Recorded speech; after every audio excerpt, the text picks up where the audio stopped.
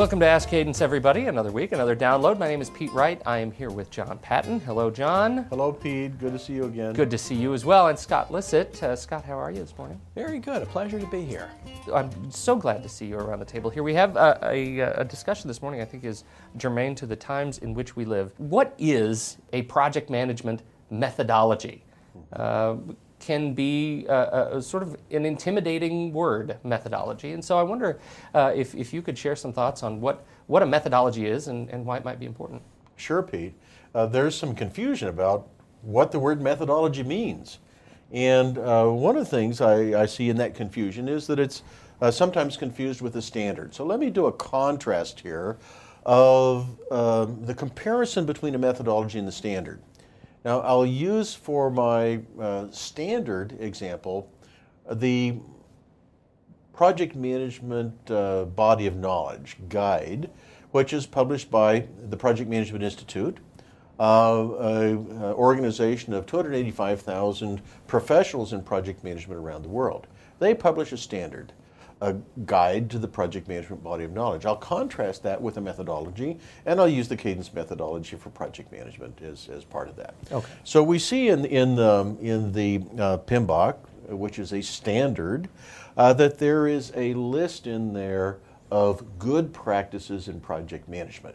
So these are the commonly accepted practices, and they're listed in an order and in a structure, but there's no recommendation on how or when to use them. But it's essential. Now, it does represent a common language. So there's a definition of terms, so that when professionals talk about project management, they use the same language. This becomes then the basis for certification. So exams are created and given, and with this standard, they can then certify people as professional project managers. And then finally, let's recognize that with 285,000 members and being the largest professional body in the world for project management, that it represents a global consensus. So now even in translation, we can use the same terminology when talking about project management around the world. But to be fair, it's a global standard that defines what to do, not particularly how to do it. That's correct. How to do it really moves us over into the world of methodologies. Now, first of all, any methodology needs to be flexible and adaptable to the size, risk, and complexity of the project that you're going to take on. In companies, there are a host of micro and small projects, and a bunch of medium projects and a few large projects. And you don't want to apply the same techniques for planning and control, for example, even for life cycle management of these different sizes of projects. Otherwise, you would just be burdened with administrative overhead. So we've got to do the right thing given the size, risk, and complexity of the project. Now, also, and second here, there needs to be a recommendation in a methodology about when and how to use which tools. Now that's just what you were suggesting here in your question, Pete.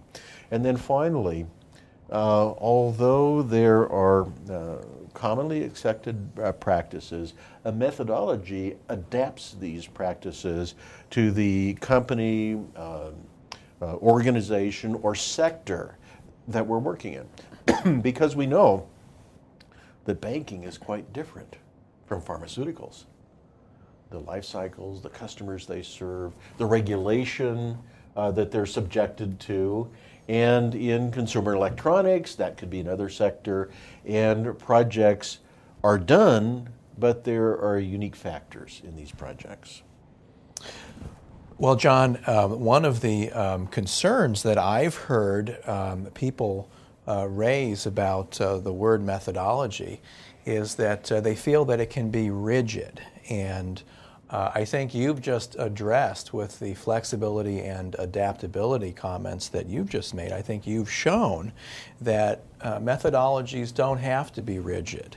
That in fact, that's one of the signs of a good solid methodology, is that it is customizable to the particular application that you're looking at.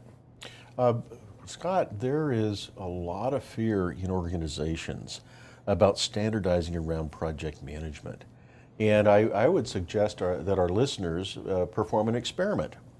If they would go to their Google search engine and enter the words formal project management, what they'll see is a number of organizations offering ways to avoid formal project management and to do it with low overhead. So you're giving me the opportunity to talk about lean project management. Mm-hmm. What we want is just the right planning and just the right control for size, risk, and complexity on the project, and not overdo it in any way. Because the focus has got to be about getting the project done. Yeah. We don't want the process to overtake getting the project done. And let me give an example of that. What that means is that when the project team is assembling the project plan, it's going to be a longer document for a large project than it is for a very small project. Oh, yes. Because you don't need to do everything on a small project. Sure. But you need to understand which things do you need to do on a small project to do it successfully without adding too much planning and burdening the project with that level of overhead as you were talking about. Sure. You know, most of the project plans that I see in our client companies for small projects are around 5 pages, sometimes up to 10. Micro project that I mentioned earlier, 1 page, just a hand-drawn Gantt chart. Yeah. Because it's so small, it's under 300 hours, between 80 and 300 hours of total effort by all the people, whereas a medium and larger project, we've seen plans that are pretty comprehensive. Mm-hmm. Let me just ask a question before we wrap up here. What you mentioned that if you do a Google search for formal project management, you'll see companies trying to avoid formal project management, and you hear in marketing language for trainers, not just in the project management field, but in software development and consulting, that we avoid a rigorous methodology. We're very flexible. Why is that language appealing to organizations when it sounds like, if you find a methodology that is flexible and adaptable and works, that should be the target, the goal? Why do companies try to avoid it? Well, it's done to soothe the fears of potential clients. And so what we want to do is say to the client, we have a methodology that is rigorous enough to give you a lot of control when you need it, but not overdo it when you don't need it. So that's what we mean by this flexibility and adaptability. It's got to match the need of the project and the organization. And support comes from understanding. So the people who are working on the project need to understand and buy in to what they're doing and really believe that there's going to be benefit from this kind of planning and control. And one last point is that it is critical, though, that the methodology be in alignment with best practices. And we've been talking about the cadence methodology here as an example. And that methodology does align with the PMBOK that John was talking about at the beginning of the session. So it's not something that just comes out of left field. The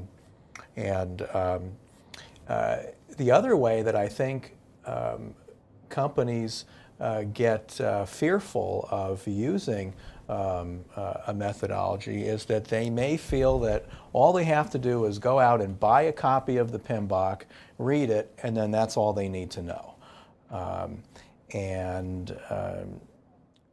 That's where having a methodology that will customize what's in the PMBOK, show them what they need for a particular project, what maybe they don't need.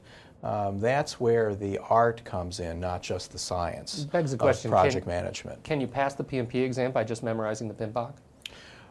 Well, you can't take the PMP exam unless you have unless you have actual project management experience. Yeah, sure. You can't take the exam, but if you're a very good test taker and you've got a good memory, it does test for application. Let's be clear on that. But as Scott says, vocabulary is a good portion of the test, knowing the right definition of the terms, of course. Great discussion, gents. Thank you so much. And I think we'll be talking more about this in upcoming episodes, delving a little bit deeper. So stay tuned. Please join us again this week. On behalf of Scott Lissit and John Patton, I'm Pete Wright. Thanks for listening to Ask Cadence.